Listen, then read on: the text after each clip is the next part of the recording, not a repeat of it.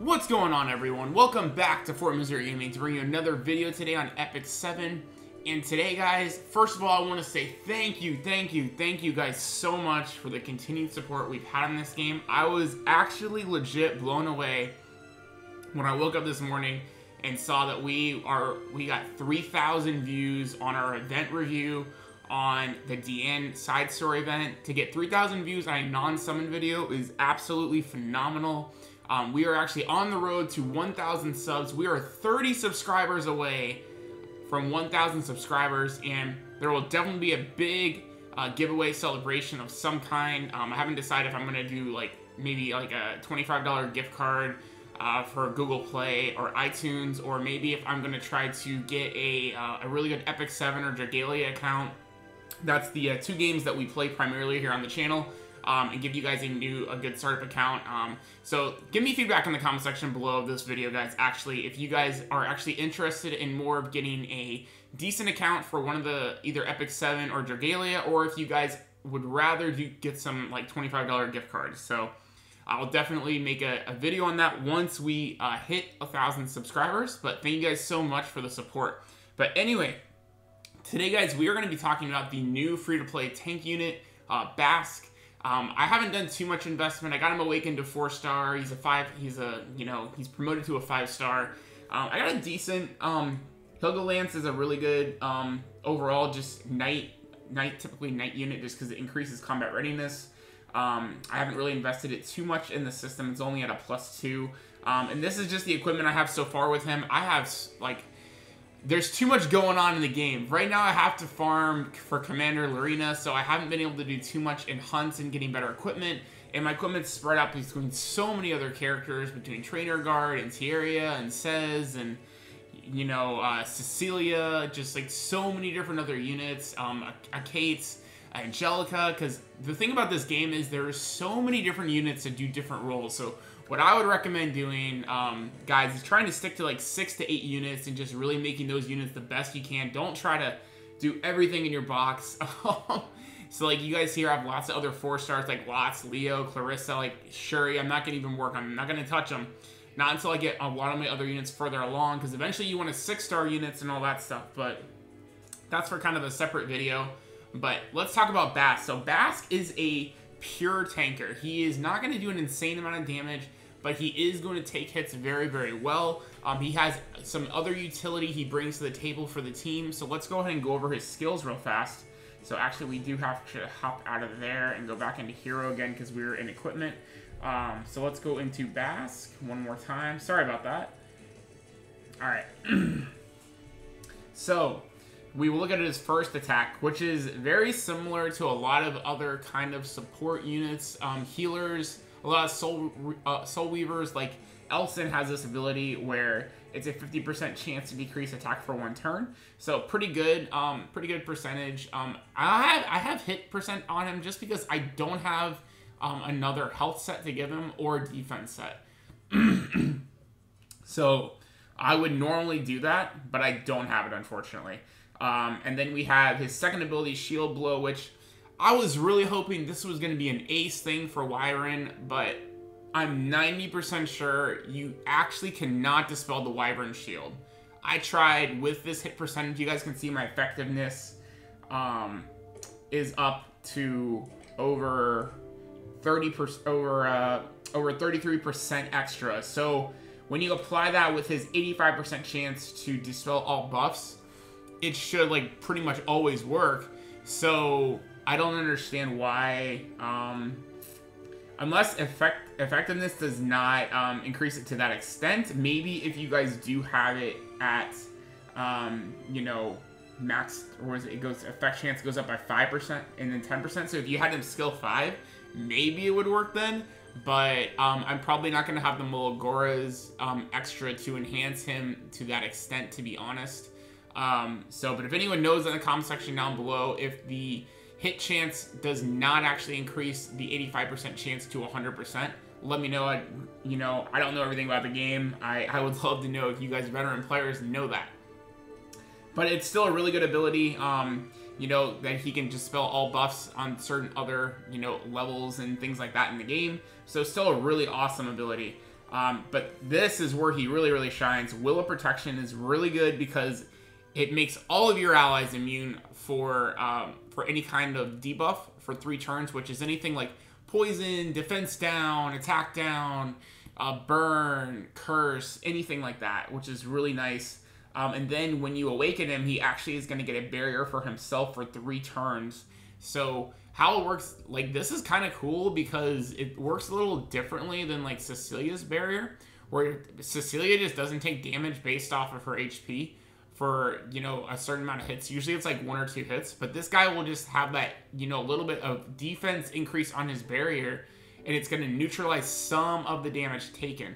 Kind of like, kind of similar to, like, just getting a straight up defense increase with Elson, but it only works for himself.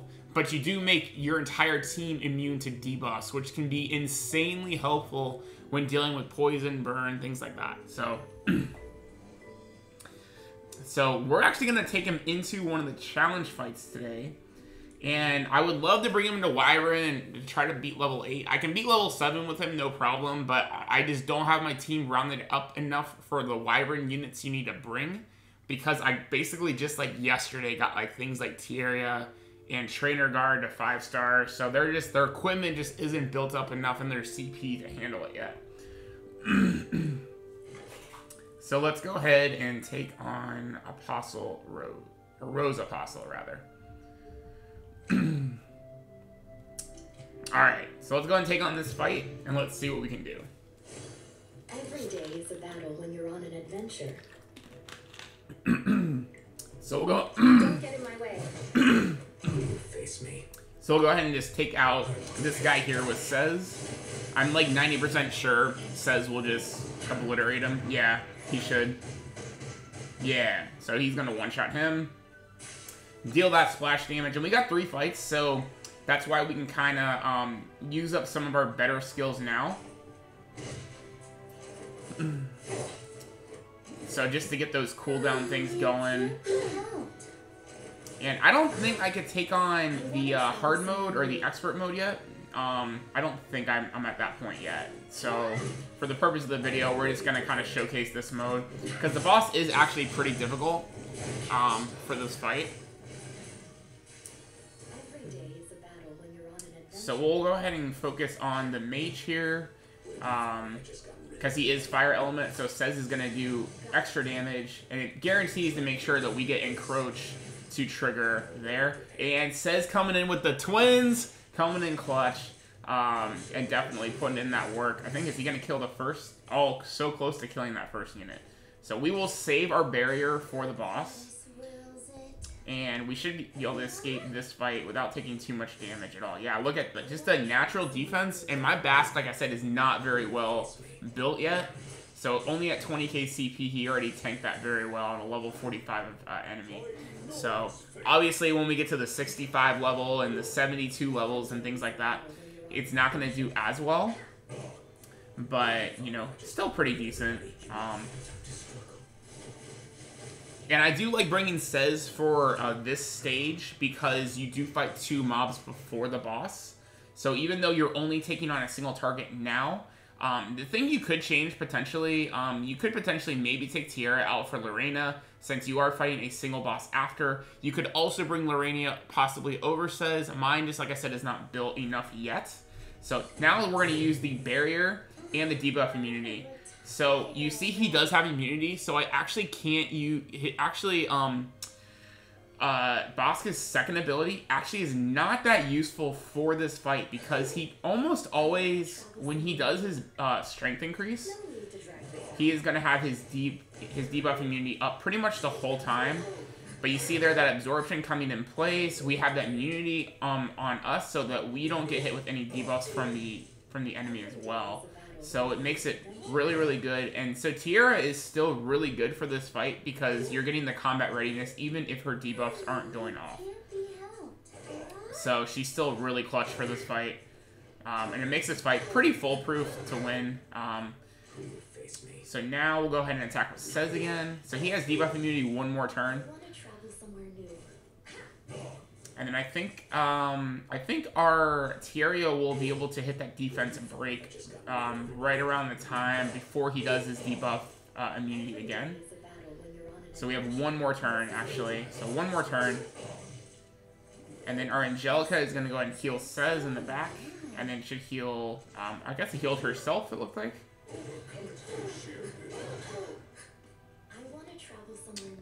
Alright, so now we're going to have, let's see, he doesn't have any bonuses still, so it just keeps making sense to try to lower that attack. It did not work, unfortunately. But now we should be, now we're in range for Encroach, which is really nice. And then now we're going to put up a barrier with Angelica and do an all AoE heal. So we have an immunity shield and we have a little bit of a barrier, which is going to help us tank this ultimate here. See, that's the unfortunate thing for this fight. I wish that Bask could actually get around immunity, but he cannot get around immunity. And because he has a 2-turn immunity, it's not even worth it for Tierra to use her ult yet. So we're going to head and hold on to that. But Cez is going to encore the damage with his ult. And I think we should have our level 2 ready for Angelica so she can heal Bask. So actually, let's go ahead and get cooldowns done with our Guardian. And I just like using this Guardian because I like getting cooldowns done and being able to use your ults more. You could use the Fox Guardian, which pumps everybody. But like I said, my DPSer for single target right now is Tierra, and she's turned off most of this fight, unfortunately, because of his immunity shield. So it's not really that big of a deal. So let's go and heal Bask up. And then Cez is going to get close to knocking him out with the Enroach. Let's see if Twins will activate for us. No Twins. And he still has one more turn of immunity. So now his immunity shield should go down after he does some hits on us. Yes. So now we actually can use Bask to remove his attack buff, which of course did not work. So obviously that effectiveness from the from our equipment does not actually come into play here, unfortunately. And it says going to finish things off with us. And yes, so there we go. We were able to clear this level. So, and unfortunately we did not get any charm drops, which is the whole point of doing that mission. Crappy equipment, unfortunately. But there you go, guys. That is some kind of a little showcase to show off Bask. Like I said, obviously once you get him built up higher in his CP levels and things like that, maybe awaken him to a 5-star, maybe promote him even to a 6-star. He's a really good tank. If you don't have Cecilia, if you don't have Crow, he's probably the best other option, I would say, in the game. Especially if you don't have Crow, because Cecilia obviously is a fire type. So maybe if you're taking on a fire dungeon or even a water dungeon, you may want to bring Bask over Cecilia in some scenarios, especially if you're dealing with a lot of status elements because of his immunity shield, if you're not bringing a unit like Angelica to help out in that area. So I think he's an awesome unit, and the fact that you eventually, in 2 more weeks, once we can do the other part of the side story, to get him triple S, to get that health increase, which I believe goes into like a 500 or 600 health increase once you SS him, is going to be totally awesome. So definitely, guys, he is definitely worth keeping. He's definitely worth raising once you guys have the time and the resources. Obviously, if you have other units you're working on, he may be on the back burner, but he's still a great alternative for a tanker. So let me know what you guys think in the comment section down below, what you guys think of him. Definitely, he's really good, though, I would say, for PvE. I don't know in PvP if he's going to really be that good. He may be too slow in PvP. But you may want to, probably Cecilia is still probably going to be better with her Provoke and Crow with his like single target to just basically one-shot a unit in PvP. Still probably going to be better. But let me know what you guys think in the comment section down below. Once again, we thank you for the continued support as always. And as always, guys, do subscribe if you guys are new to the channel. If it's the first time checking us out, like, comment in the video what you guys think. And anything else that you guys want to add in about Bask, definitely leave it in the comment section down below. And I will definitely be, pin your comment or respond to your comment as always, guys. But thank you guys so much for the continued support on epicseven. And we will see you guys in the next epicseven video. Peace out, guys.